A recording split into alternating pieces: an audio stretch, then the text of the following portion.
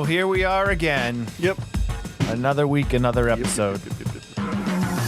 Oh, hello everyone. How are you? Welcome back to Outside the Cinema, your weekly source for cult movie discussions. We are your hosts, Bill and Chris. Yeah, as usual. And yeah, the usual. Nothing too crazy this week. Talking about a couple movies like we usually do. Made Joe watch another Hellraiser movie, and I'm sure Scott watched something also. So, Yeah. you know, it's a week. It's a week. Yeah. It's going to be a warm week apparently here in Massachusetts. I know, right? Up into the 50s and lower 60s supposedly by the Yeah, end and of the what week did I take off of work? Last week. Well, last week was school vacation week It's the here first in time Massachusetts, so- all four of us could actually do that. Well, like, two That's of them nice. didn't have a choice. You know, they're off regardless because the school's closed. But, yeah, it wasn't bad. And did you even do anything? They went to the zoo a few times. The Bears were having a birthday party. They turned 18. And so, of course, my morbid first thought is to ask my phone, how long do bears live? And they're probably not going to be around in 2 years. So they went, Nova's been taking a lot of pictures. She's actually getting pretty good at it. And the zoo will retweet, repost, whatever you call it on Instagram, her photos on their thing. So That's cool. she's very happy about that. She likes going there. She loves the bears. So Bears are cool, I- man. yeah. Bears are cool. I didn't do much here. Cleaning up, get some laundry organized. I finished up a couple of video games, and I did all this shit to my Proton pack that I wanted to do. Well, there you go. It's not There you 100%, but it's a lot closer than it was yesterday. The only issue I was having is after the wand overheats and it overheats the pack and everything, and the smoke comes out, it's supposed to shut off and then do that initial startup sound like you hear in the elevator in the first one. Mhm. But at first it wasn't doing any of it. It was just going back to the hum. And then I was talking to the guy, Constantine, who's in Greece. Yeah, Ooh. so it was we had this window of like 3 hours where he could give me advice. So over the course of 3 or 4 days, it was try doing this, try doing that. And I posted that video yesterday that my daughter Ripley recorded. You hear her voice once at the very end. Going through all the stuff, and he watched it because I tagged everybody that I got the parts from, because you know they all do a fantastic job and customer service was great, except for one that told me they shipped the parts up but they actually hadn't.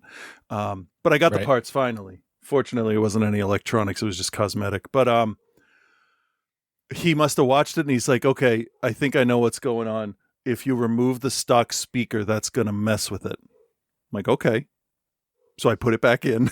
Because I didn't throw it out. Right. The only issue I'm having now is once I turn on the third switch, because there's two that give you that hum startup noise and then an activate switch. It fires the wand like automatically. But there's an intensity knob on the top. And if I turn the bar graph down to 1, flip that switch, turn it up to 3 or 4, no problem. That's a I don't know what language you're speaking. Neither do I. I have no. When I started this, I'm just gonna say cool. It sounds cool. When I started this, I didn't have a soldering iron or just a fucking box of wires. I didn't have any of that. Nothing. I didn't know what I was doing. And now up on one of my screens is the wiring and circuit board schematic for the Neutrona wand. And I'm like, okay, that's where that is. That's the positive. Okay. And that's how I managed to actually run a hard wire from the wand through the hose that I made from a garden hose. You know, those not retractable, but the expandable cloth hoses. Yep. Inside that is a silicone, really flexible silicone hose. And I cut the entire 5 foot length of that hose open, put all the wires in, taped it up every like 6 inches to hold it, covered it back up. But then I have these where's the fucking, god damn it. See this? I did this. I made this. I saw Very it. cool. I put it together. But I kept forgetting, like, like the insulating like heat shrink wrap on it. So I soldered those ends like 7 different times, and I got really good at it. But like I was determined. Like I'm like, other people have this. That's neat. I want to do that. So Right. fortunately, I started doing it before I got my ADHD medication, so I learned a lot real fast. And yeah, not too bad. I'm kind of happy with Well, that. there you go. So when it gets warmer, I think it's going to be funny if I just like walk around cemeteries with it. It'll get me out walking. I can play music on it. I can get arrested for carrying around a giant weapon. It actually has a jukebox mode, which is actually kind of neat. I like that. So, yeah. Anyway, I learned, all right. I learned let's, a lot of new stuff, and I'm very proud of myself. No, that's cool. Learning new things is always a good Yeah. thing. Well, almost. Yeah, always. yeah. This week on the show, two different style flicks. We've got a 1966 sci-fi Italian. Oh no, there's a name. Spezia. It means space. Like Polizia, Spezia. Okay, a Spezia flick from 1966 called Star Pilot or Mission Hydra. Yeah. And then we got 2012's late entry into, I guess, the torture porn genre. Yeah. I think that's what they were going for. We'll get to it when we talk the film, but the 2012 flick, Would You Rather? So I do want to start off the show by saying thank you to all of our Patreon members. Appreciate you very much. If you are not a Patreon member, go to patreon.com/outside the cinema. All the money that we make on our monthly Patreon goes back into keeping the show on the air, paying the bills that we got to pay to be independent broadcasters, because ain't nobody paying them for us. Well, actually, I guess you guys are paying them for us. So there we go. But that's, outside the cinema patreon.com/outside the cinema is the Patreon address there. We'll have Patreon content at some point. I keep talking about it, but I'm so busy, and I just don't have the 3 or 4 hours set aside a lot of times. I submitted Don't Forget to Leave to 21 film festivals last week. So that took up a large chunk of time. I'm also working out a big world premiere for it here, and also a screening, virtual screening for our Indiegogo supporters that didn't get out to the friends and family showing that we did. So things have been busy. I got the poster art finalized, which is great. It's not, you can find it if you want to. It's not technically released yet. But a couple people that we sent it to posted it, and I didn't tell them not to. Okay. Yeah. So, it's fine. I'm not worried about it, but it'll come out when we announce the world premiere. So, yes, things have been very busy. And yes, we said last week was school vacation, so Travis was home all week, and Mel was away. Mel was in Dubai all week, and she just got home on Saturday. So just catching up on stuff. It's been a busy couple weeks. So we got some stuff cooking. We're figuring it out. So, all right.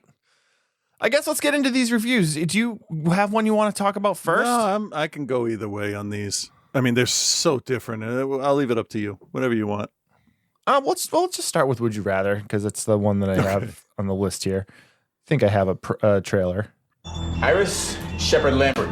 Dr. Barton's told me much about you. Your brother, he's quite sick.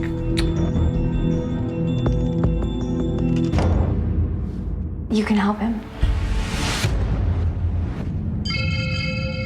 I'm hosting a dinner party tomorrow night, and I'd like you to join us. I mean, there'll be other guests there. People who just haven't received a fair shake in life. And the evening will culminate with a game. A contest. Each player will be given a choice between A or B. What the hell is this? Decision-making in its rawest form. Would you rather electrocute yourself? Oh, no, I see where this is going. Or I don't think I can do this either. 15 seconds. Go. No. No, I can't do it. You must make the decision. It's the game. What does it matter with you people? Would you rather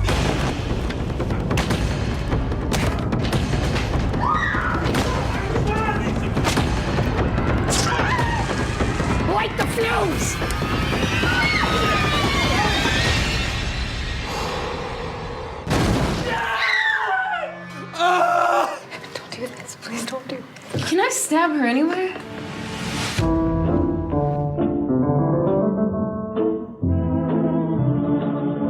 All right. 2012's Would You Rather, starring Brittany Snow, June Squibb, Jeffrey Combs, Johnny Coyne, Enver Jokai, Sasha Grey, John Hurd. That's a bunch of people. They're all in it. John, Directed by David Guy Levy. You would remember him from, he was worked as a producer on The Mandela Effect. Oh. He was a producer on Banking Bitcoin. Oh. A lot more producer work Okay. than director stuff. A lot of production work, actually. As far as his directing, he directed The Mandela Effect also. And that's really, that and this are the only two things that are in there. I watched that Banking on Bitcoin documentary a little while back. It was all right. No, I think I watched the Mandela Effect one part of it. Was that? Okay, no. I watched an actual documentary on the people that actually believe that's a real thing. Fair enough. I'll check that one out, though. I'll Fair. check the other thing out. Because, you know. So, I mean, it's an interesting cast. Brittany Snow is pretty well known. She's been in Pitch Perfect and Hairspray, and she was in X most recently for horror fans. She played Bobby Lynn. She got her start on what the hell was that TV show? It was like the 1960s singing and dancing TV show. What the hell was that? I'm trying to scroll to what it's not here. So Yeah, like 1960. Hang on, I'll find it. American Dreams or something like that. let's see, Guiding Light, Safe Heart. Yeah, American Dreams, 2002 to 2005. American Dreams. Okay. She was also in Prom Night Remake, which was terrible, as we know. She was in On the Doll, which was okay, if I remember. She's in an episode of She was in The Vicious Kind, which we covered. So she's been around for a while, and she's been in some big productions, and she's been in some smaller independent productions. Does a little bit of work over there. You know, she's kind of like token hot blonde chick. Yeah, and that's kind of like this time period was like. You get the token hot blonde chick, because this is coming out in 2012, which is tail end of the torture porn kind of cycle that was started with films like Saw and Hostel. This is on that tail end of it. This is a simple story. You have Brittany Snow. She plays Iris. She is moved back home to her town where she grew up. Her brother is very sick with cancer, needs a bone marrow transplant.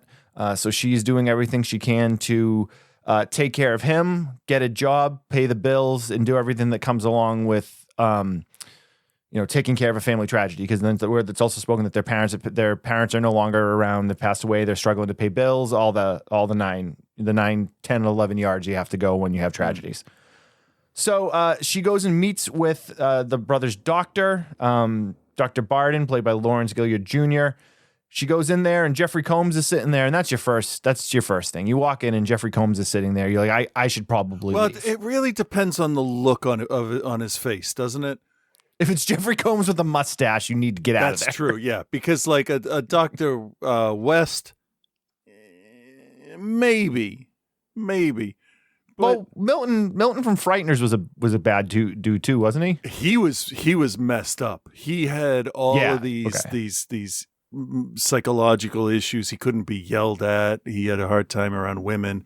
That may be his most visually messed up character. But yeah, he looked like slick and shiny and like almost plasticky in that one. Yeah. So in this, he plays Shepard Lambrick, the head of the Lambrick Foundation. He tells Iris, he's like, "Hey, listen, I was told about your story. Dr. Barden told me about your story, about your brother, about your struggles. The Lambrick Foundation runs a yearly contest, whereas if you win this contest, you will have all of your bills paid and taken care of, and we'll take care of your brother, and we'll make sure that you're taken care of."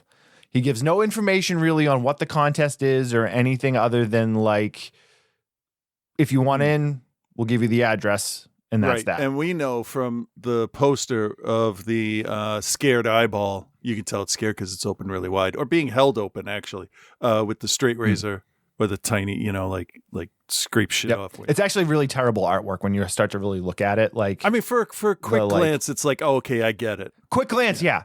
But when you start to look at the the razor blade, like the way it's placed and it's very obviously photoshopped in there, and like it's not like it actually it's not looks like really the well razor done. blade's tilting the opposite way it's supposed to be. But there's no reflection in the eye or anything. But okay, fine, whatever. I don't care. Either It's the way. poster. So she at first is like, I don't know about that, but she goes home, she sees the Shapers brothers in, she realizes she doesn't, because the film opens with her doing a job interview at a restaurant and basically like, well, we're really looking for somebody that has, you know, waitress experience. Maybe we could get you a job as a hostess. I can't make any promises. She gets a phone call and they're like, well, sorry, you didn't get the job. And now she's like, I don't know what to do. So she calls and says she's going to come and do the contest at the Lambrick Foundation, and we're off and running.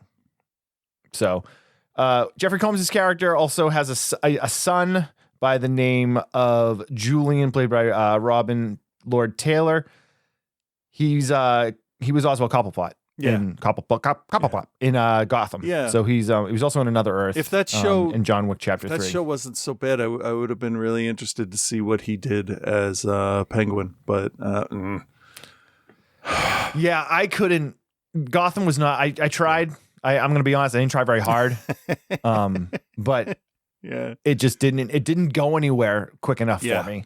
yeah, I'm not a big fan of the main villain actress in the show. I'm not going to name any names because I don't even want to say their name. But yeah, That's fair. so that was kind of a big for me right off the bat. I liked young Bruce meeting Selena, like all that. There was some interesting stuff. Like Penguin would be just older than just enough older than Batman. It would have all worked out. But no, and then they made a Pennyworth show. Like, great. Why? Yeah, whatever. Anything to get the DC name on there. I I swear to God. So anyway, so we see a scene with the father and the son talking about things, and he's kind of reprimanding the son, being like, "Listen, we can't have what happened last time we did this again." So we know that the Julian character is a problem. Yeah. He's basically told, he's like, you are not to speak to these people unless you're spoken to. You are not to touch them in any way, shape, or form. Like, hey, just sit there and be part of the family. Yeah. And that really gives you insight into stuff that's gone on before. You know, Right. All right, I got to watch and see what this motherfucker does. Right.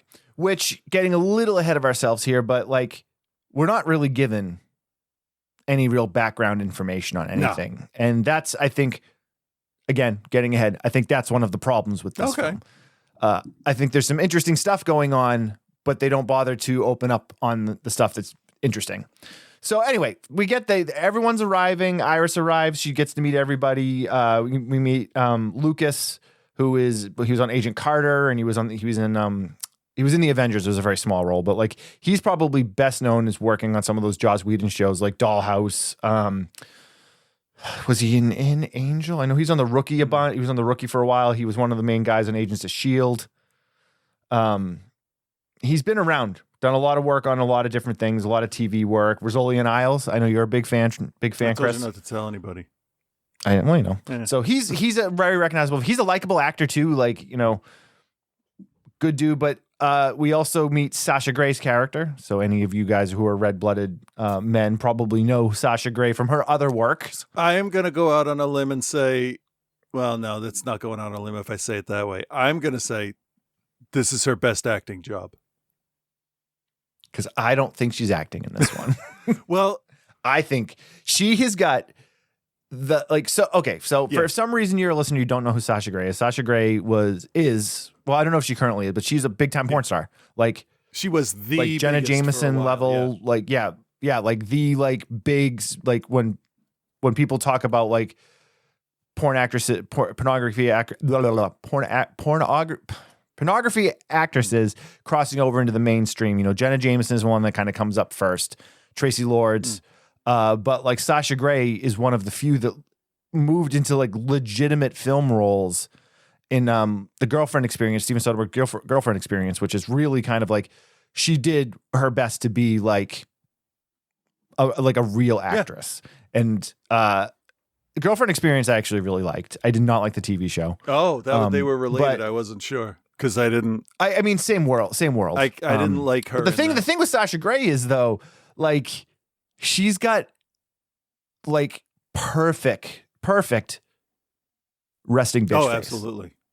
Like you look at her and she just looks like a Yeah. bitch. Yeah. They gave her the right character. Even when she's like smiling and stuff, you're still like, oh, I don't trust she's you. a little sinister. Yeah.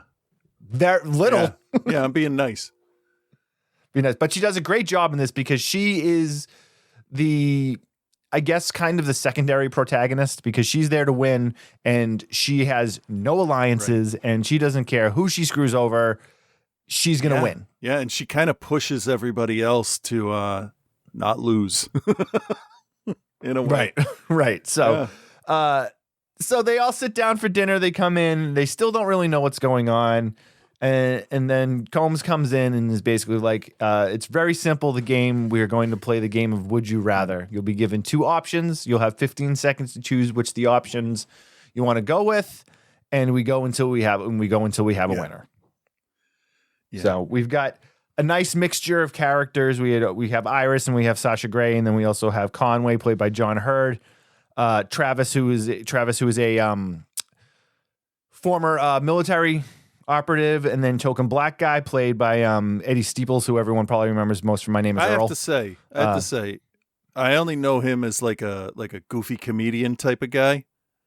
Yep. I liked him in this. He's pretty good with the drama stuff. They honestly, I think all of the actors in this, because you also had the guy playing the friggin' the Las Vegas gambler guy. Yeah. He was good too. Peter, played by Rob Wells From what is that show? I don't. Trailer Park Boys. I probably should watch that. But this is the first movie I saw him in. I know a lot of people at the time was like, I can't take him seriously in this movie because I know him as this other character. And I'm like, oh, I guess I watched everything in the correct order because he came off as a cocksure, fucking arrogant gambler who thinks he knows how to game the system. Very, very reminiscent of Danny McBride. You remind me a lot of Danny McBride. Yeah, I don't know. Have you watched Righteous Gemstones? No, I kept meaning. So I'm like a little more than halfway through. It's really good. It's really good. I remember hearing everybody raving about it. It totally fell off my radar. Yeah, no, it's good. Anyway, so we also see some shots of Dr. Barden. He's really struggling with the fact that he made Iris do this, and he decides he can't live with himself to do this. He's got to go help. So he gets his gun, heads off to the house to help. Meanwhile, now the Would You Rather game has taken a sinister turn, as we all expected it to, but the people at the party didn't, apparently, because we start right off with we have a headpiece connected to 2 car batteries, and they put it on 2 people. And would you rather shock yourself or shock the person next to you? Yep.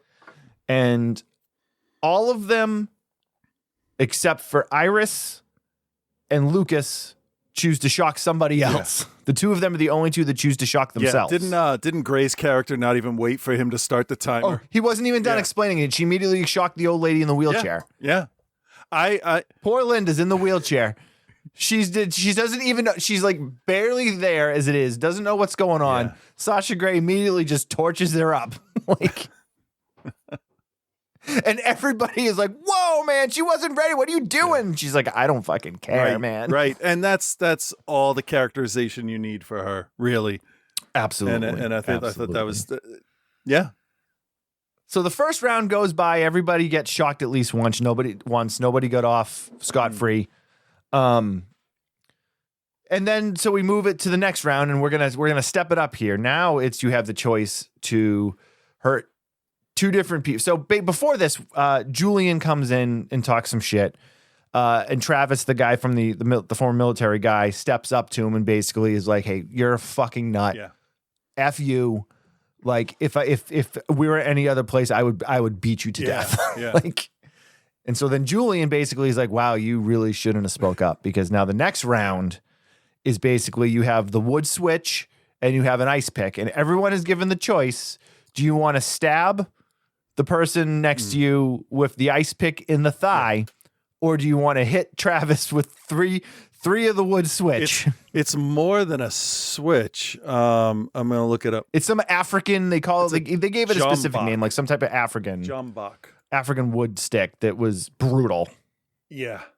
Yeah, it's I'm trying to look it up and see what it's made from, but it's holy shit, did it look like it hurt. Yeah, yeah. They really sold that well. And they kept hitting Travis with it. So he takes a bunch of lashes from the stick Yeah. because it's one of those things where Lucas's character is very like using his head here. Yeah. And he's like, listen, if I stab you in the thigh with an ice pick, there is a major artery. And if I nick that major artery, you're going to bleed out before we have any chance to help you. Mm. And Travis is very much like, no, hit me with the stick. I can take another Right. round of it. But the thing is, it's him every time. It's not like hit somebody else with the stick. It's your choice is you can hit Travis or you can stab somebody. And Travis pretty much keeps saying, nope, take it out on me until he can't anymore. Yeah. A jambak is traditionally made from an adult hippopotamus or rhinoceros hide. It's a heavy leather whip. The strip of the animal's hide is cut and carved into a strip, 1.5 meters long, tapering, blah, blah, blah. It's then rolled until it is flexible and durable. You use it to like kill snakes and ward animals off. It's also can be used as a cattle prod. Like it's a multi-purpose weapon. Police brutality in South Africa when they use them on the crowds. And it's banned from riot control from since 1989 there. Oh yeah, stick like that, it'll up. shred your flesh. And Oh, look at that's what this. happens to poor Travis, man. He takes what, like 12 whips of this Yeah. thing, and the last set, or it's the second to last set, is done by Bevins, who was the guy that is working for them, and they talk about how he used to work for MI5, and this dude's just brutal. I love the actor. He's great. He showed up in an episode of The Mandalorian as an Imperial or a First Order guy. But on the John Bach Wikipedia site, in popular culture, it's the first entry for this movie. There we go. Ugh. So they're basically like, listen, Travis is gonna die, so he's out of the Yeah, game. he stops. He's very shallow breathing. He's unconscious. I mean, They're like, he might die in a few minutes, he might die in a few hours, but either way, he's done. So they drag his body out of there. and meanwhile, everybody's still yelling, "Get a doctor, call an ambulance!" And Professor West over there is like, "Nah, we're good." So the trailer park boys guy, who's the Vegas gambler, they get to him. Travis is already out cold on the floor. He's got the old woman next to him who's paralyzed, and he again uses his head and like, listen, this dude Travis is he's done, man. Yeah. And he looks at the girl and he's like, Linda, he's like, listen, you're paralyzed from the waist down anyway. If I stab you in the thigh with this, you're not going to even feel Yeah, it. he's trying. He's trying to be as humane as possible in the situation, which isn't going to work for him. You know that going in. Right. Mm.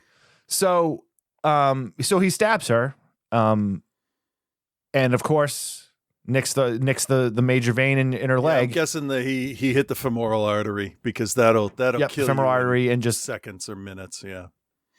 yeah. I think an average human, if you sever that artery, I think you can bleed out it's like less than 5 minutes. When I was working in Lawrence, there was somebody that was shot. I think it was a cop back then when, we were okay with cops, and he was shot through the artery, and it was this whole long thing about like months of reports in the newspaper of how he's doing, and he pulled through, but they thought he was going to die from like day fucking one. And that's just, Yeah, because he probably lost like 90% of the blood in his body. yeah, but somebody knew what they were doing. That's impressive. But yeah, that's rough. So before Linda bleeds out, though, she stabs Sasha Grey with the ice pick, but doesn't really get a hold on it. But the only character that we really get any sort of like characterization on is the Sasha Grey character. Because she then, rather than take it like everyone else has, she hauls off and punches Linda I in the was face. going to say, as soon as she gets stabbed, it's an instant reaction. Yeah. And she just goes, "Bitch, you scratched me." She didn't even get like a full stab in. Yeah. Anyway, so we know now they've pulled Travis out of there. Linda's now bled to death because they tried to stop the bleeding, but they just couldn't. They just couldn't. And so she's out of there. They wheel her out of there. They're down to 4. Yeah. So now they're basically like, listen, Lucas is like, listen, we're gonna try to get out of here. Right. So they don't lock the door. He sees that they don't lock the door when Jeffrey Combs leaves, and they try to like overtake the guys. Yeah. Bevins puts up a hell of a fucking fight. Yep, Bevins is a tough dude. He is. He's a scary guy in this. I like him. Yeah, for sure. But somehow Iris is able to get out of the room, and then they send Bevins after her. Well, first of all, what's his name gets shot. My name is Earl gets shot. He's dead. Yeah. Iris gets out of the room. They get everybody back together, and so she's running around the house trying to get away. And Bevins is sent to find her, and then Julian's like, "I'll go with him and help find her." And everybody and knows we know, that's like, a bad idea. Yeah, but he just goes. So eventually he tracks her down into the basement when she's trying to escape. And is basically like, we know, like he's going to try to rape her. Like that's like, and like we knew that was happening and stuff. You knew that from the beginning when he's like, don't touch the fucking people, dude. Right. And he says a couple times, remember what we talked about. Yep. So he jumps on top of her. She's able to stab him with the ice pick. And then the doctor shows up. We've seen the doctor skulking around. Yeah, trying to get the doctor's a former winner. And he shows up and he's like, Iris, I'm here to help you. And then immediately gets shot in the head. Yeah, because Bevins is like, Bevins you shoots don't him belong immediately. here. But it's such a waste. It's such a waste because there's all these scenes of him skulking around the property. I liked that. Getting up the... You know why? Because these people are in charge. They have been doing this. They know what they're doing. And you can't stop them, regardless of your intention. Right. That I think that was like in was it The Strangers? Or so what was the one with Liv Tyler? Strangers. Yeah, when Glenn Howerton shows up and he's gonna rescue them, and he gets immediately shot. It's like the same thing. Yeah, I like that surprise kind of stuff. That kind of makes me happy because it's like, yeah, I get that side of it, but I just kind of wish they had done a little bit more with him because they spend a lot of time. Because let's be honest, this movie takes place in one room essentially for like 80% of the movie. So the only cutaways we really get are him trying to get into the house and stuff. So anyway, whatever. It doesn't matter. He gets shot. Bevins basically takes Iris back upstairs, but he makes sure to tell Jeffrey Combs, he's like, hey, Iris stabbed Julian, but Julian was trying to rape her. Yeah. And Combs is basically like, oh, all right. Fucker got what he deserved. No, he's pissed. He's pissed at his son. Yeah. Well, yeah. He's like, yeah. But he's pissed, and he's like, "I'll be right back." Yeah. And then he comes back. Combs has a little bit of honor about the whole thing. Well, that was Twisted. the one I think interesting thing about. I shouldn't say maybe the one, but one of the fewer interesting things about the story is that like this is not about being sadistic solely for them. I mean, it is obviously it is, but like they play by their rules. Yeah. These are the rules that we set. Yeah. These are the rules we're playing by. We're not going to change those rules at any point. Right. It's essentially Saw, but in person. What will you for the most do part, to yeah. get through this? How much of you will? How much pain can you take to survive? Right, Yeah. right.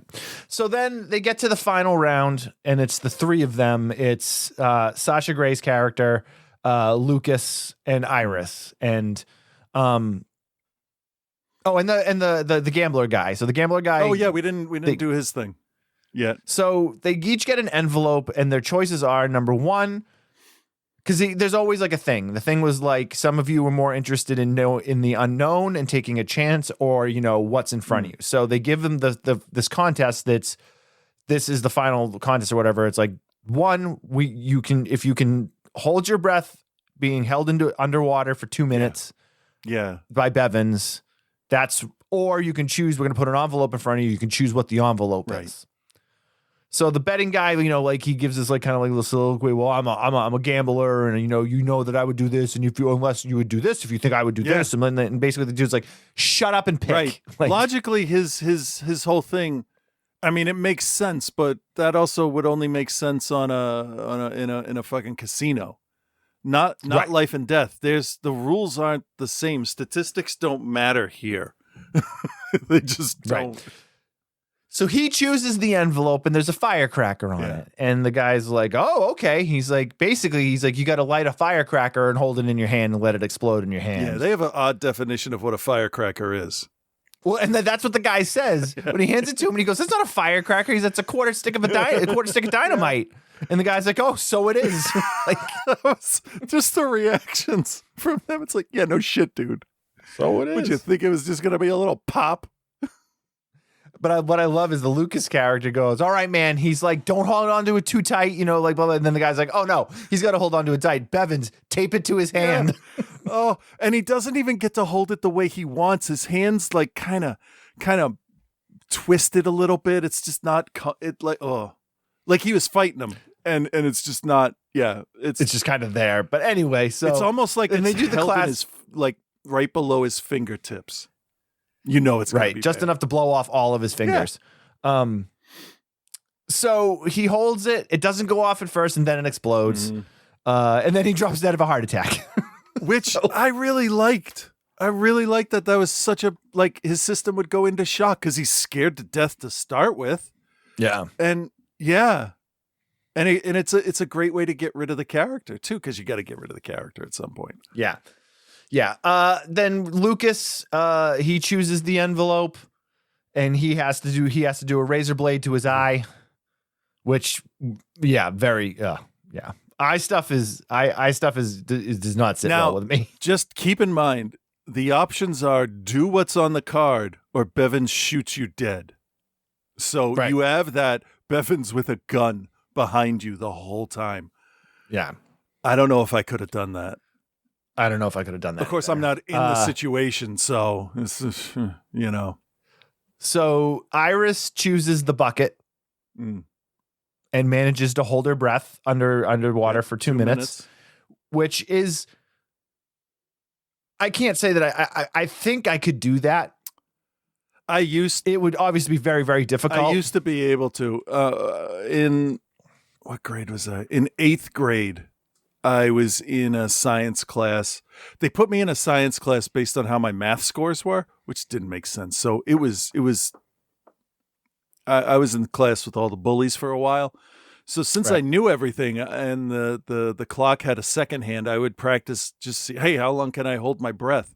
And I got up to like 2 minutes and 10 seconds. Of course, I was like 15, 16 years old. So my lungs were better. But yeah, it's possible for an average person if you don't freak out. Right. She freaks out a little, but does a pretty good job of keeping her cool. She thinks about her brother. She thinks, Yep. and it ends up being okay. Yeah, she gets out. So she does Yeah. it, which gets us to Sasha Grey's character, Yeah. who she then She has basically- the cards, right? She has to pick an envelope. Yep. So she picks the envelope because she's looking at the barrel and she's like, she doesn't think she can do the barrel. She opens the envelope. And one of the few little twist things in this that I actually thought was good was it's got a barrel on it, but it says 4. Yeah, and he's like, instead of oh, he's like, it's a 4 minutes in the barrel as opposed to 2. Yeah. And she doesn't last 30 seconds. She has the backstory though of her husband drowned her kid.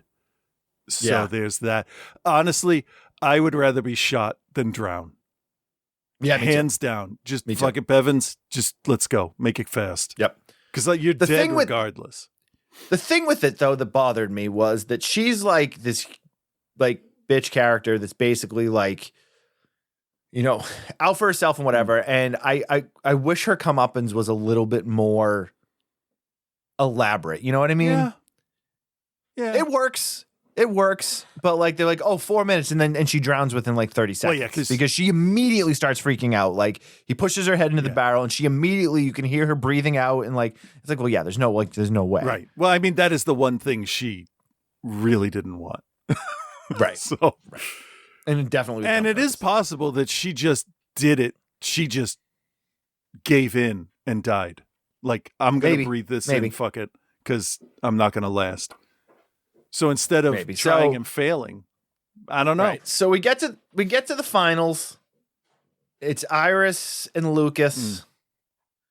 And basically they flip a coin to see who goes first. And Jeffrey Combs is like, listen, whoever goes first usually wins. Yeah. Yeah. So Iris wins the coin flip. They're like, so Iris, would you rather walk out that front door right now and be free, but you get no money, Right. but both of you can leave? Or would you rather take this gun, Right. this old school pistol, Yeah. and shoot Lucas and kill him? Yeah. Yeah. So at this point, Lucas starts essentially kind of like being like, hey, we can get out of this. Right. I think, your story with your brother, and he starts to tell his story. And as soon as he starts to tell his story, she just shoots him in the chest. Which makes sense. Yeah, I don't want to hear your story. No, like, don't make me feel bad about what I'm going to do. right. That's it. That's it. So Yeah. that's it.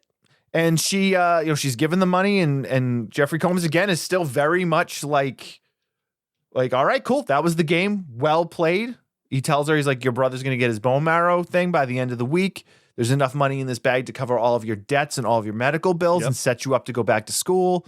Like, they follow through on everything that they promised. Yeah. Which, unlike so many of those other like Saw or like those other ones where like there's always like the twist at the end where they're like, well, actually it's not over yet or whatever. No, they give her a bag full of money. Yeah. Give her a ride home. But in the cruel twist of fate, we learn, and we've completely ruined this movie, which is fine. The cruel twist of fate is Iris returns home, checks on her brother, takes a shower, goes to check on her brother again and realizes he hasn't moved. And we find that her brother has taken all of the pills and taken his own life. So she did all of that, became a murderer, got all of that money for nothing. Yeah, now she has to live with what she did. But she still gets all the benefits from them, like the money and being secure for the rest of her life. Not really helpful, but yeah, the first time I saw this, that surprised me. I didn't think I wasn't thinking anything toward the end of the film. I was like, yeah, okay. And there's there's nothing else. The film just ends right there. Yeah, that's it. Yeah, it's a giant over and done fuck you to the character. Yeah, it's a pretty mean-spirited film. 100%. End it. So is it any good though? That depends who you ask. Yeah, well, I'm asking you. I've watched this about 6 or 7 times since it came out. What? Yeah, I don't know. There's something about it that I just... You've watched this 6 or 7 times? Yeah. That's why I suggested it, because I actually kind of enjoy it. Because it's not like the other torture shit where it's like, oh, well, you were here, so we did it.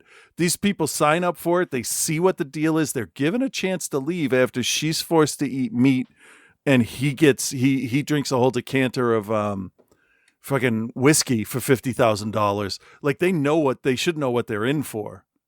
And then they just go. So they're there of their own volition to a certain point.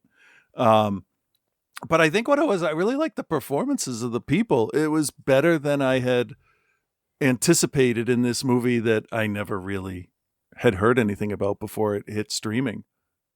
I know you don't like it. I could tell. Yeah, well, there's things that I like about it. I will agree with you that I think the performances are great. I actually quite like Brittany Snow. I've seen her in a number of things now, and she always seems to do a pretty good job. Yeah. She was the only redeeming thing in the Prom Night movie because she played the bitchy blonde. Yeah. And did a good job at that. It was the only thing that I remember about that movie. To be fair, though, if this was 2004, that means I've watched it like once every 2 years or something. So when you say it like that, it's not as much. Sure it is.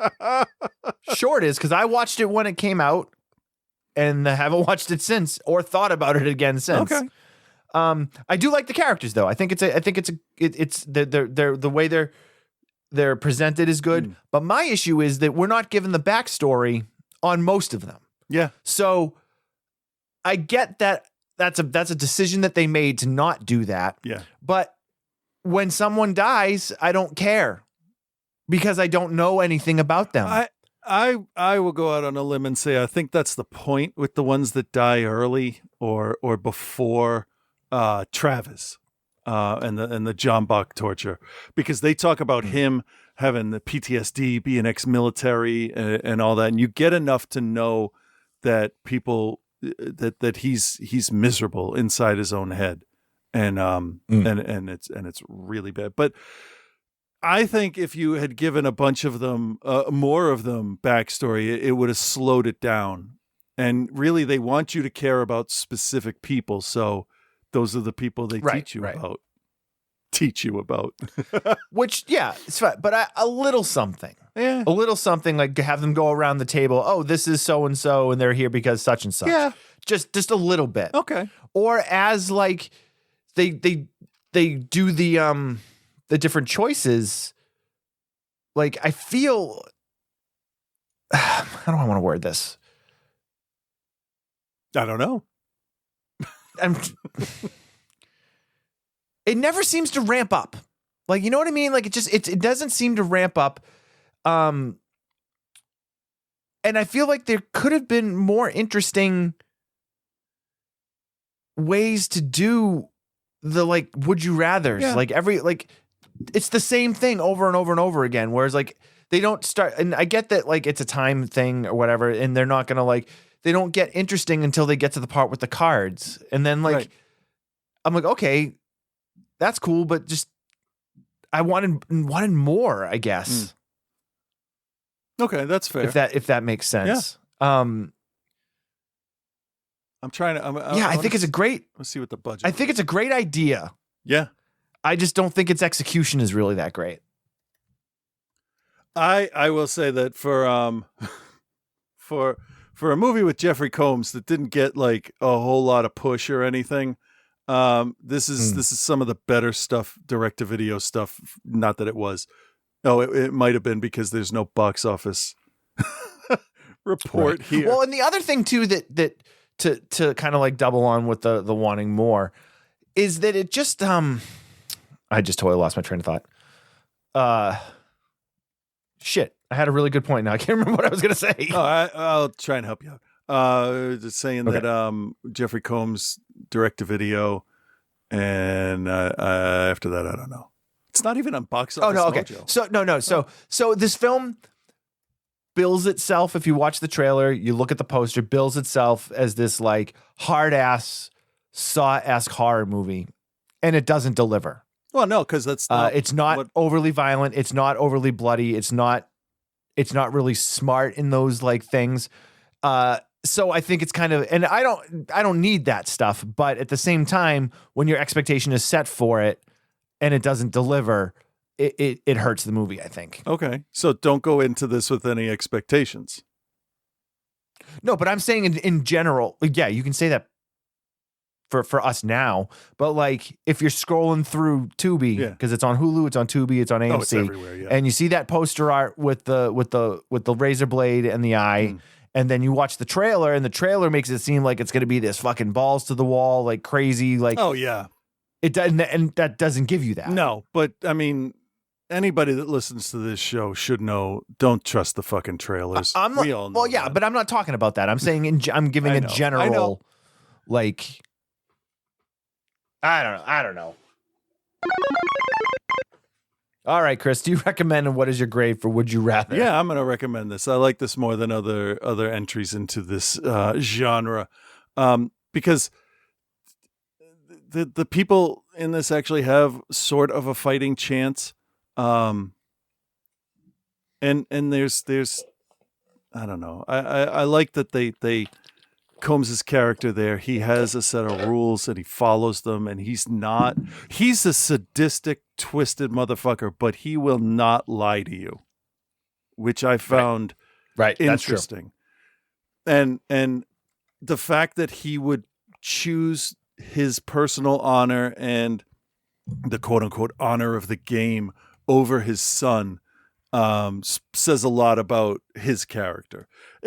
I think what I really like about it is it's just, how do people react in these kind of stressful situations? And I thought there was a really interesting range of stuff, and it's not over the top, which I was fine with, because like if you're gonna do this in somebody's fucking dining room in their mansion, it can't be all that elaborate.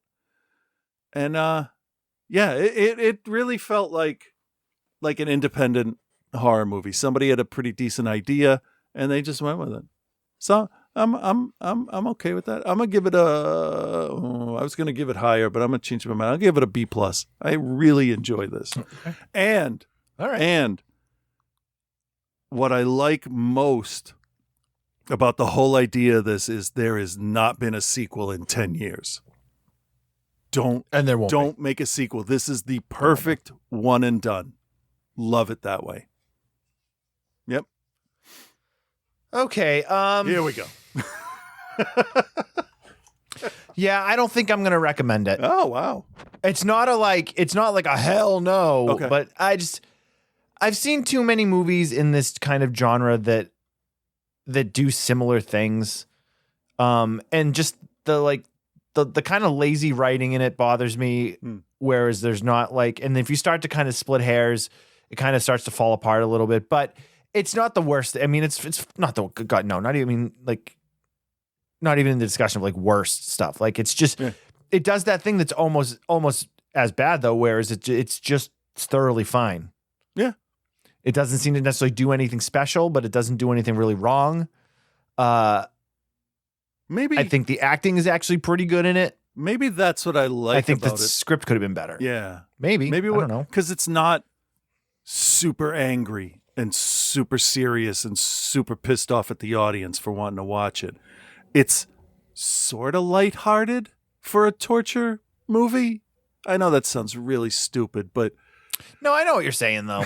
so It's not like the elaborate puzzles that you get in Saw and or the elaborate kill scenes you get from something like Hostel. yeah. It's and these people chose to take part in the whole thing, not knowing what it was, of course, but still they chose to be in it. No, I know what which you're saying. changes the dynamic for me. So, yeah, I wish there was a little more substance behind it. that's fair. Why these people are willing to risk what they're willing to risk to do it and stuff. So it's thoroughly fine. Yeah. I will give it a C- because I think that's fair. Because again, there's nothing really wrong with it, but I didn't really think it did anything that I hadn't seen before done better somewhere else. Okay.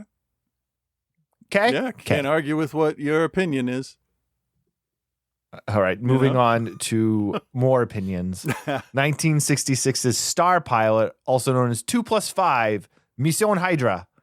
I don't have a trailer for this that would be worth playing. I came across a pseudo trailer that's all in Italian and in really, really bad shape, so we're not going to even bother playing it.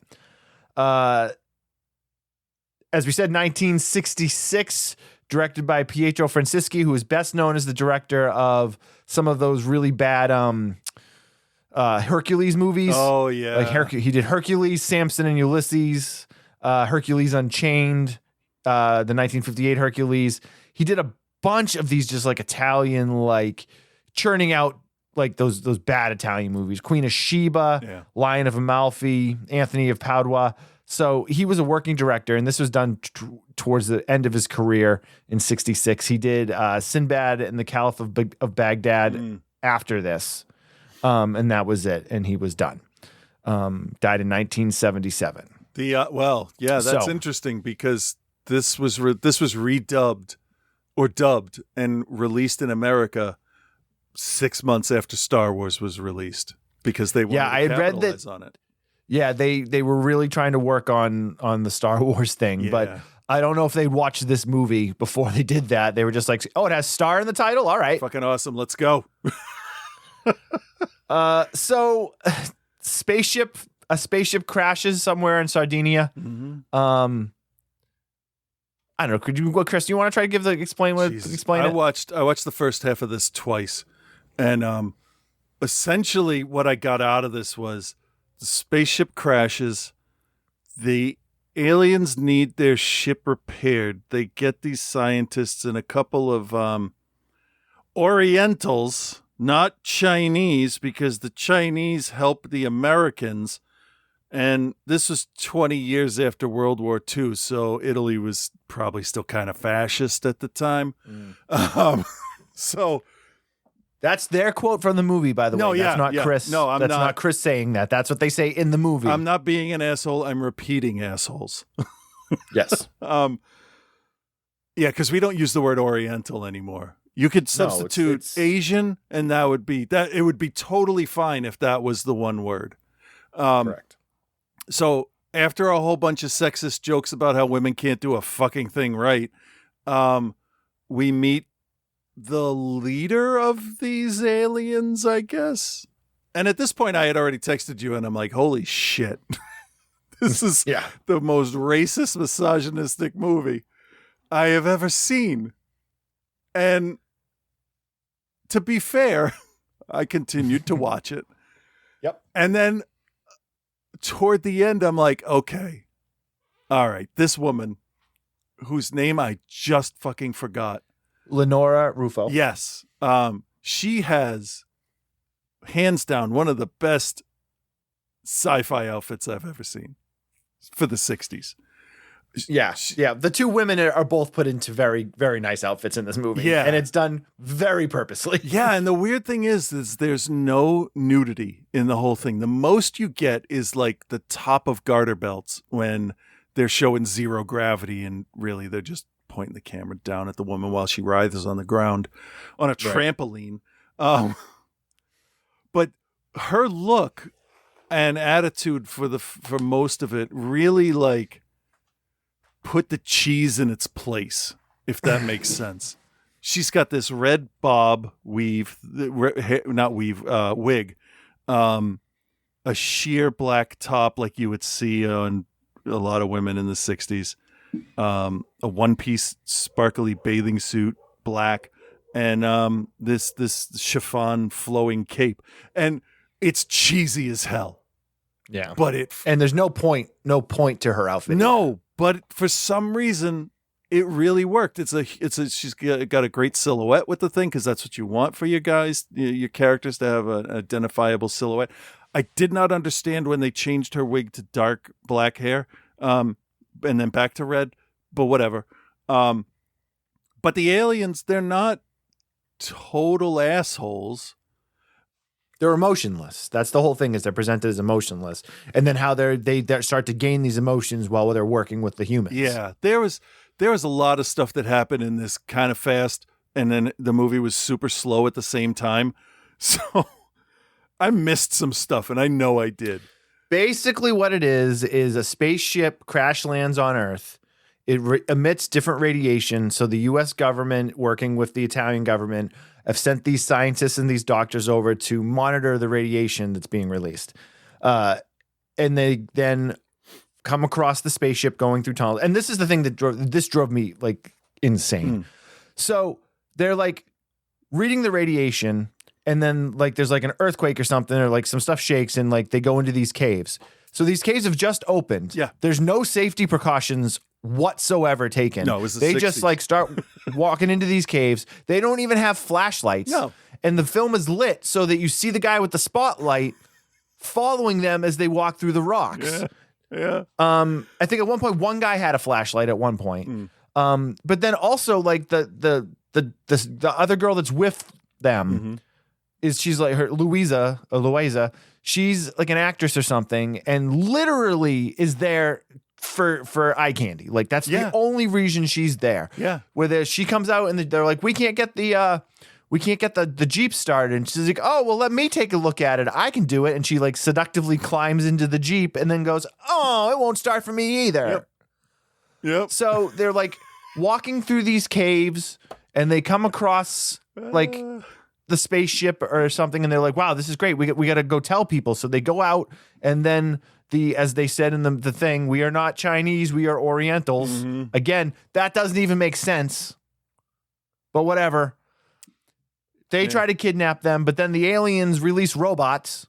They have 3 robots. 2 of their robots were destroyed when the ship crash landed. They send the 3rd robot out to dispose of the other 2 robots. The not Chinese guys shoot him and kill him. And then the other 2 male aliens show up. And they look like that motherfucker that was on Channel 56. You remember the dude that gets the rocket on the moon and it's got fruit in it, and he's like, I only eat candy bars. That's the outfit. Oh my that they're God, that's a wearing. blast from the past. Yeah, huh? Find me that commercial. I want to watch that. All right, hold on. I'll post it right on the Facebook group, and no one will know what's going on. Perfect. That's perfect. So they then are like, listen, I know we come from a much advanced race, but we need you people that don't know anything about our spaceship or our science or our technology to fix our spaceship for us. Yeah. And then we're going to take you with us back to Hydra. And then that's kind of what the movie is. But then they leave, And then there's this weird time travel element that becomes brought into it. Whereas they're going back to Hydra, but Hydra's not there anymore. But then Earth has now also been laid to waste by a nuclear war. Yeah. A nuclear war that was presented by flooding, apparently, because they then cut in this footage of a model of Rome being flooded. Yeah. For no reason. There's a lot of weird stuff in the second half of this movie. Like, and then they like crash land, or they land on another random planet and are attacked by a bunch of guys in gorilla outfits with shoes. With shoes, I made sure white-soled shoes. I looked; they had shoes on. They were wearing shoes. And then, like, to be fair, they land though, on Hydra. There were like a dozen of those dudes that came out of the woodwork in those Whatever. in those ape outfits. There was no reason for it. No. It was a little bit of a what was that? Where the guy the time machine with the Eloy and the whatever the fuck. I think that's what they were going for, that kind of thing. But what I kind of just stopped trying to make sense of it when they came across the ship with the quote unquote Slavic language being spoken. Yeah. Because I'm like, I don't even know what's going on anymore. I'm just going to watch. So, don't know. Just to give you guys an idea, this is from one of the reviews I found online. One of the cheesiest and most enjoyable aspects of this production is the young woman who plays the part of the ingenue. She wears an amazing variety of alarming and distracting outfits that seem calculated to completely destroy the composition of any shot that she appears in. Yeah. Seriously, the other actors and actresses will be emoting away, and she'll walk in totally just to disrupt the atmosphere and the mood of the scene shot because she's wearing bright pink feathers. Yeah, and she had one outfit that was really strange. It was almost like a fishnet body stocking, and they cut up a feather boa and put it over her boobs and crotch. Yeah. I'm not complaining about any of the outfits in this movie, by the way, because no, the women, whenever we talk about Italian films, the women women always look great. Yeah, I enjoyed watching them. Might be gadding about in some runway outfit complete with violent decals, eye-searing stripes, go-go boots, fringes, spandex, and feathers. Sometimes the camera even follows her while the other people are carrying on the actual plot-driven dialogue. The one thing I think that aggravated me the most about this movie is their just laissez-faire attempt at set building. Where like all of the stuff that they're doing, and it's like, turn that dial, and it's just a big fucking water valve. All of the buttons are not labeled. There's not a single word over any of the lights or anything, but they all know all of them, humans and aliens, they all know what they do. Yeah. I don't like that. You got to have some writing somewhere. Something. But the thing about this movie that it is interesting is it's all very innocent in the way it's presented. Yeah. Like, it's very lighthearted. It's unintentionally hilarious in a number of spots. And I think that actually does, as bad as it is, and it is bad, it's very light though. Yeah. I think if that can pay that compliment to it. Yeah, definitely. There's nothing else to say. No, because there's not much going on in here. One of my favorite scenes, though, was when she's looking around and she's clearly in like Rome, but then she turns and parts some bushes in the oceans behind her.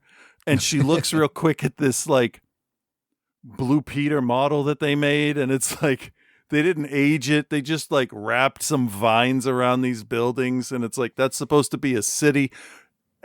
Okay, fine. Great. There's no windows in the buildings or anything. No. It was quaint.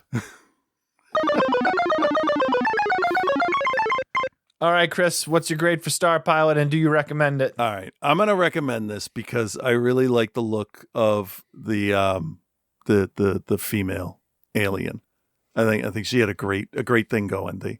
Her and the daughter or the sister or whatever Louisa was, the two of them together were great. She was good, but her character was annoying. I felt I didn't like the characterization they did with her. She's just a little too interested in like romance and other stuff, and like there's aliens walking around. You know that, right? I don't know. She was more of what's the word I'm looking for? Just a standard damsel in distress. Mm. And the leader wasn't. And they actually make a joke about her. It's like, oh, where's the punchline? Because they say, oh, the woman, the leader is a woman, and they're like, yeah, what's the next joke you got for me? And it's like, holy shit, women can't drive, women can't cook, women be shopping. Like, what the fuck? Settle down, dudes. The misogyny hits hard in this, so be ready for that. But otherwise, otherwise, I do recommend it because it's harmless. Yeah, that's a good word for it. It's quaint. I really feel like the actors, maybe not the filmmakers, but the actors really did what they thought was the best thing to do in a sci-fi movie in the 60s, which sci-fi hadn't. We had the atomic age monsters before that in the 50s, and 60s was kind of an in-between thing. Then we got possession stuff with horror, and it was all over the place. And this kind of feels like a no man's land of what sci-fi could be. And this is definitely a throwback to 50s sci-fi, unintentionally. But yeah, so I recommend it, and I'm gonna give this. You're gonna be surprised. I'm gonna give this a B. All right. Normally, I would hate this kind of stuff, but for some reason, there's a sincerity in the main actors that just was endearing.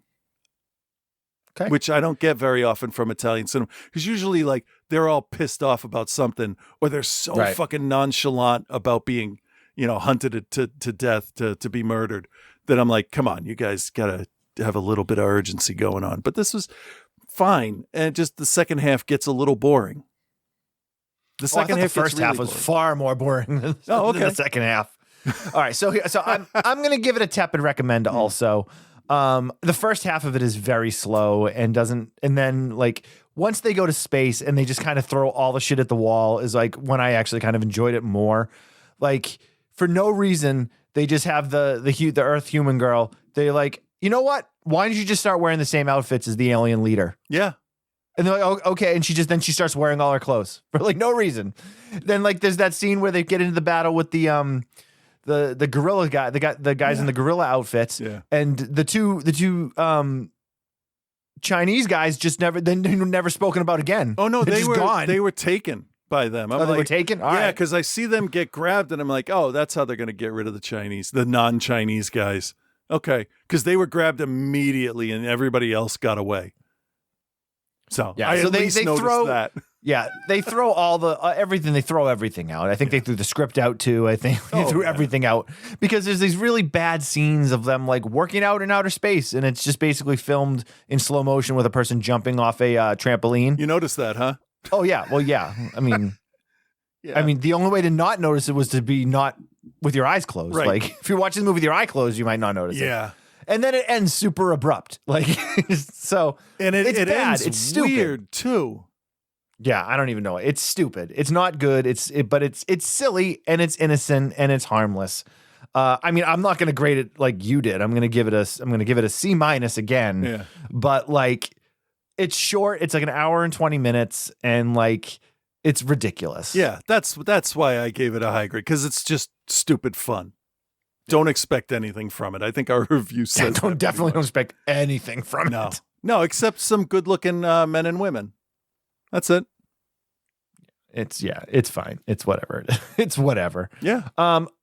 So yeah, there you have it. Space, whatever it's called. Space Pilot or Space Mission Pilot. Hydra. Yeah, there you go. Mission Hydra. Yeah, sure. Okay. All right. Let's get Joe in here because he's really. I think, if I'm not mistaken, this is the worst week for him. Probably. If I'm not mistaken, this will be the worst week. But let's find out what he has to say. Well, hello, Bill. Hello, Chris, and hello, OTC Hear the defeat Nation. in his voice? Yeah. It's your boy Joe here, and this week Bill almost literally took me to hell. Because he made me watch Hellraiser, Hell World. Mm-hmm. Last week, Chris said that I was going to hate Hellraiser Revelations, the next film in the series after this one, So much that I was going to drive there and kill you two. I Googled it, and it's an approximately 13-hour drive from Stanton, Michigan to Boston, Massachusetts. It's doable. Now, listen, I'm semi-retired from pro wrestling because at 47, I just can't do the drives and the getting home at like 4 a.m. bullshit anymore. Revelations would need to be like clown murders bad for me to even start planning that road trip. Yeah. To be fair, I've never been to one of those Buc-ee's truck stop gimmicks that everyone raves about, so I don't know. Could kill two birds with one stone. Speaking of killing birds, I recently lost one of my chickens to something in the woods. R.I.P. Pecky Lynch. Your eggs were delicious. Eggy Guerrero, CM Cluck, and Exotic Avian Street are gonna, they all seem to be doing just fine and barely seem to notice that, one of their comrades is down. So, boy, I'm just doing anything to procrastinate from watching this movie, huh? Sometimes it's hard to go into a movie with a neutral frame of mind. I always try. I mean, we all get pleasantly surprised by movies that we thought would be shit from time to time, yeah? Like Wet Hot American Summer got absolutely thrashed by critics when it came out, and I could watch that movie once a week for the rest of my life. 100%. When friends recommended The Sandlot to me, I was like, yeah, whatever. I don't give a shit about baseball. And I defy anyone to watch that movie and not be thoroughly charmed. Etc., etc. Form your own opinions. I'm going to try like hell to give this a fair shot and not sit here with my arms crossed and pouting. And now I'm pausing it at 24 minutes in. Going to go have a cigarette, take a deep breath. Yeah, has he? Everything I just said about giving a movie a chance and, oh, it might surprise you, just ignore that. That was a much more naive and hopeful Joe from barely a half an hour ago. So far, this movie stinks so bad they should have called it Hellraiser, Camden, New Jersey.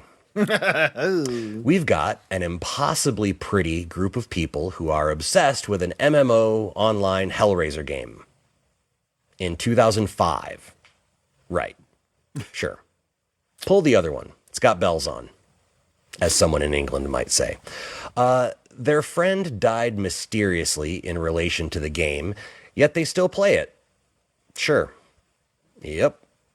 We've got baby Henry Cavill, still 7 or 8 years from being Superman or The Witcher, and doing his best American accent, even though this clearly takes place in England. Like all the license plates on the cars are those weird, long England ones. Yeah. But it's fine. This is fine. And we've got one of my favorite genre actors, Lance Henriksen, who looks just bored. Just He sick looks of this more shit. bored by this than I am. And I'm not only not getting paid to do this like he was, I paid $4 to watch this cinematic sounding session. Oh. This feels like someone watched the really great 1999 remake of House on Haunted Hill and thought, well, I can make a Hellraiser movie out of that. Watch this. Like they're clearly all going to pay for blah, blah, and they talk like the writer was middle-aged, knows no young people, and thought, oh yeah, I know how to write young people. They've got Riz and Drip. And fuck me, this is really bad so far. Here's an example. Guy says he's meeting an online girlfriend there, and his female friend is like, oh, so you don't even know what she looks like. And he responds with, what kind of chat room challenged moron do you think I am? Nobody would ever say it like that. Nobody would ever say that, period. Internet I can't movies date joke about horribly. that because it did it for me. I'll give this movie one thing, though. Much like watching a movie from the 70s and going, oh, the clothes, or oh, the cars, or oh, the hair. This, like, five-iness of this movie is delicious. Anytime someone is on a computer, there's like an inkjet printer next to them and a CRT monitor that looks like it weighs approximately the same as the engine block from a Nissan Sentra. Because it does. Also, unless you were rich enough to have a dedicated like T1 line in your house, internet would never be as fast as it was here for at least another 5 years. Wishful thinking, Hell World. I'd have sold my soul to Pinhead in 05 to have half the internet speed that you have in this bullshit movie. I gotta see what So I this have whole now. thing feels like someone spent a weekend binge watching all of the like second era slashers that came after Scream and just decided to write a Hellraiser movie in the same vein. Like it's that like shallow and soft focus and like really focuses on just how like good looking and sexy all the people are. And it's, I'm having a bad time. I'm really just having a bad time. Quick side note though.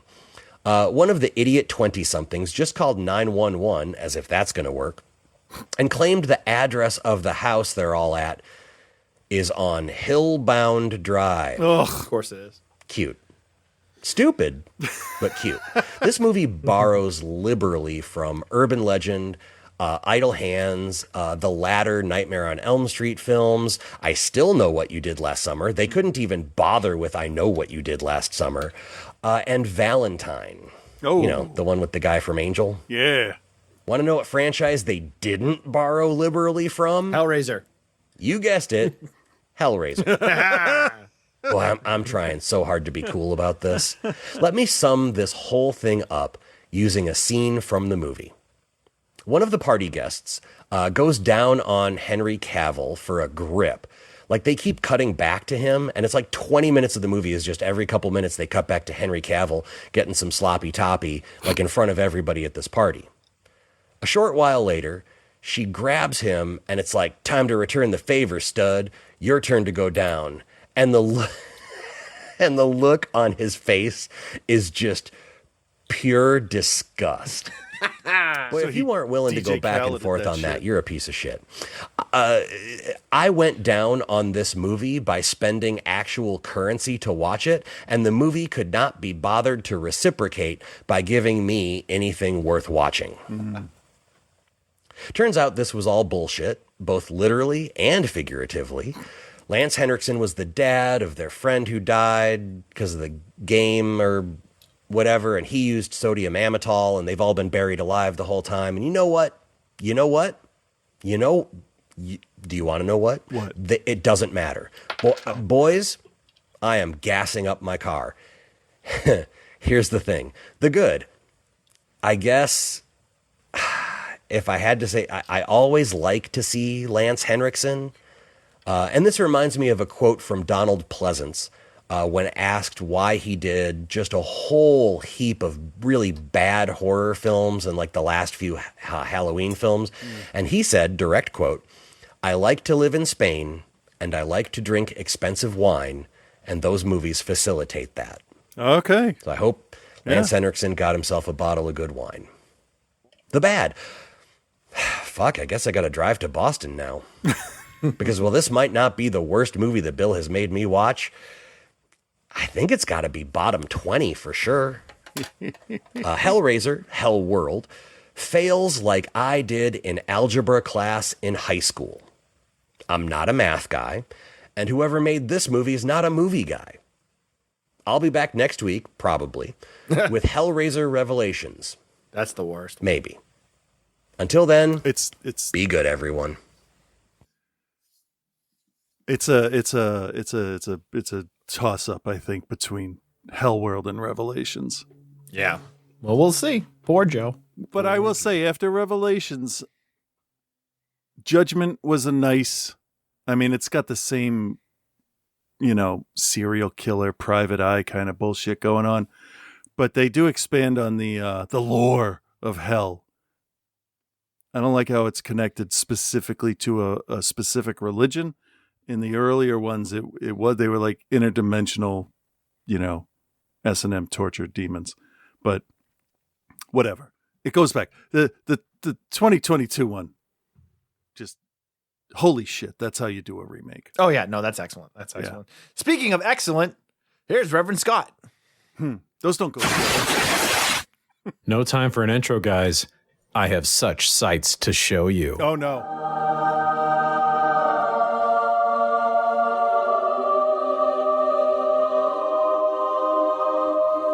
What? Yeah. Holy shit. Yeah.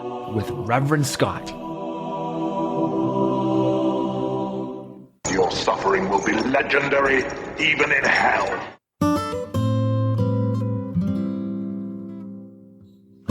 Hey there, Bill and Chris. This is Reverend Scott. Wasn't he like one of those teen heartthrobs in like the late 90s? What do you mean was? Anywho, welcome to Holy Shit, where I finally get to review the objectively best movie of 2024. Yeah, already. You're not even prepared for that.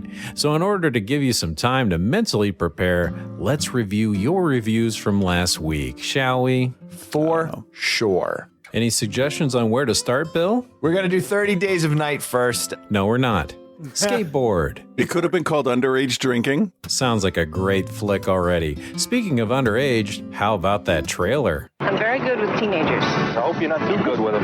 Huh? Sounds like they had to film this one more than 500 feet away from a school. Tell me something cool about Skateboard, Chris. This is a good, this shows you where freestyle started from. Right. Oh, so this is the movie that invented skateboarding. No, I'd Very say that. cool. I'd say And the man that first put wheels on a flat board was Manny Bloom. He's actually like sort of a stand-up guy for the time period. How exciting. Any other thoughts from you, Bill? This movie, dude, this movie's fucking weird.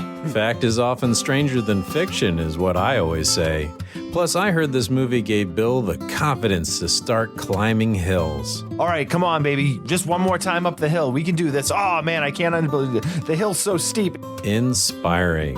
So I give Skateboard an A, and the review gets an A also for informing me of this highly accurate historical documentary. Yo, watch this documentary. Really? Yes, really. And now we have 30 Days of Night. Yet another vampire movie. 2 weeks in a row. Plus, I've already seen this one. But let's take a look at it anyway. Remind me about the plot. They've got 30 days, but they like wipe everybody out, it feels like, in the first night. They always gotta be padding the runtime, don't they? Maybe this is another one of those movies that had development issues. This was originally written as a movie script, and no one wanted it. So he made it a comic book, and then everybody fucking wanted it. Yeah. So it's a movie based on a comic that was based on a movie? Sounds like the Street Fighter the movie The Game, only with vampires. Yeah. Which, as we know, Chris has firsthand knowledge about the feeding patterns of. If you need to feed, say, every 4 days or whatever, and you have a month, you can feed almost 10 times if you're good about it. I bet you're really good about it. A fact that you had to keep reminding Bill of when he made a dumb comment last week. There's never like a fully human form of these vampires. You know, there's no point where they retract their fangs and like are human. No, because they're vampires. I give 30 Night Days a B, and the review gets a B+, I think. Who knows? All I do know is that now I need to inform you of your new favorite movie of 2024. First of all, do you know about a little superhero called Spider-Man? I do know. I do know, yes. Well, this ain't him, because this is Sony's Madam Web, and I got to watch her origin story in an IMAX theater packed to the gills with 6 total people. This follows the story of an ambulance driver from 50 Shades of Grey that was birthed in a Amazon rainforest or something in the arms of a tribe that all dressed like Spider-Man if they wore costumes from Wish.com. Mom was barely holding on, so what do? The same thing you would probably do. Make sure she's bitten by a white and red spider. That all seemed kind of normal. Mom died, but the baby survived and probably took a plane back to New York, I guess. Mom was double-crossed over that same spider by a man that is now in New York also in the year 2003. Also, he now has spider powers like some sort of man spider, but he's bad, and he's having visions of these 3 spider-like costumed ladies that cause his death 10 years in the future. I don't know how he knows that, but he knows it's in the future, and this happens to him every single night. So he's stolen some super high-tech person location tech that's like from The Dark Knight, and he's using images that he somehow pulled from his mind that he has input as renderings of what these three might look like today as teens, because this happened in the future, so now they're younger. Of course, he's so good at doing that, these renderings look exactly like still frames from other scenes in this movie. Anyway, Madam Web, whose last name is literally Webb, by the way, has somehow accidentally ended up on a train with all three of these girls that the man spider's looking for, and she watches as the man spider shows up and kills them all right in front of her. But wait, it's only a vision of the future. This isn't even happening right now. Oh, it's not? No. Go ahead, look. Oh, shit, it is. Right? Huh? So she helps them evade the man spider and the cops who think she's kidnapped these girls because she kind of has, and she steals a taxi in broad daylight in front of witnesses. Then she drops the girls in the woods so they're safe and then leaves for hours. They, of course, walk to a diner to eat and dance on the tables. Madam Web finally shows back up in the woods and sees that they're missing, so she uses her visions to figure out where they're at, and she decides she needs to stop Man Spider from, killing them in the diner. So she drives through the front door of the diner in the stolen cab in front of multiple witnesses in broad daylight and hits the man, and then takes them like maybe 30 seconds down the road to a motel. That way they can hide in a place that Man Spider can never find them. Then Madam Web explains that this is a superhero movie and they're being chased by Man Spider, and he tried to kill them, but that was only in her mind. They wouldn't know about that, but she stopped it. That, what you had, I would classify as like an attack. And the girls all apologize for not knowing the future like she does. We were stupid.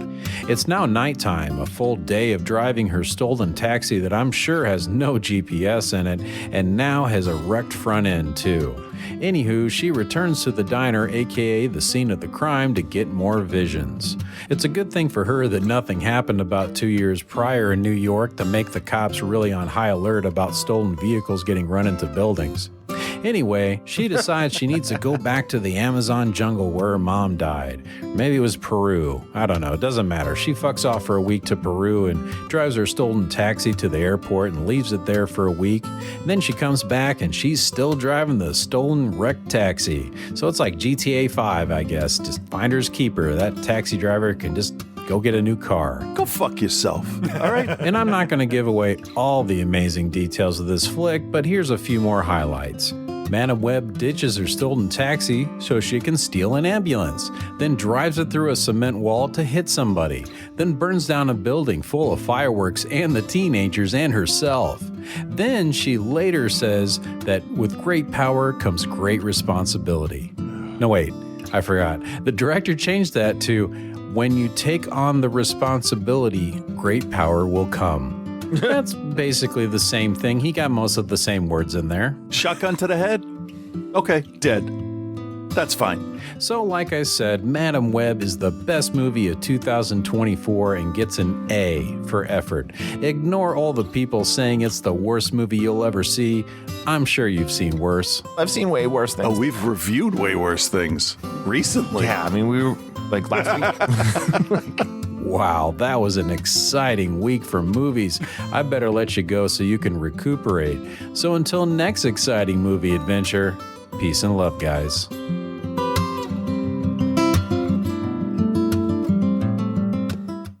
Holy shit with Reverend Scott. What is wrong with this guy? Did he really just give Madam Web an A? Oh, I stopped listening a long time ago because Sony can fuck right off with the stupid Spider-Man shit they're trying to do. It's so goddamn annoying. So stupid. He gave it an A? Probably sarcastically. I don't know. First of all, how you can say you just saw the best movie of 2024 when Dune comes out this week? Well, I mean, there's also like another Spider-Man animated movie, Ghostbusters. Like, there's other stuff. Yeah, but Dune comes out this week. Yeah, I know. Dune's heavy though. We're showing it. We're gonna have it at my place on the dome if they ever get us the fucking hard drive. It's supposed to come last week. It's still not there. That's what she said.